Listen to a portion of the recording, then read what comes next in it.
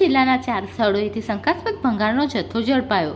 Bharuch એસઓજીનો staff પેટ્રોલિંગમાં હતો તે દરમિયાન બાતમીના આધારે ભરૂચ શહેર સી ડિવિઝન વિસ્તારમાંથી પિકઅપ ટેમ્પો નંબર GJ05BT8636 માંથી 690 કિલો શંકાસ્પદ લોખંડનો ભંગાર મળી કુલ 2.24 લાખનો મુદ્દામાલ કબજે કર્યો હતો.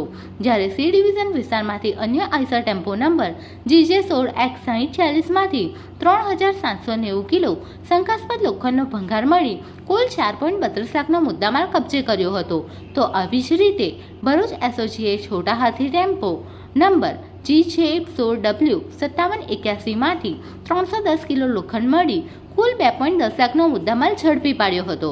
જ્યારે અંકલેશ્વર શહેર બી ડિવિઝન પોલીસ મથકની હદમાંથી પિકઅપ ગાડી નંબર GJ16AV6391 માંથી 2290 કિલો લોખંડ મળી કુલ 5.68 લાખનો મુદ્દામાલ જપ્ત કર્યો હતો.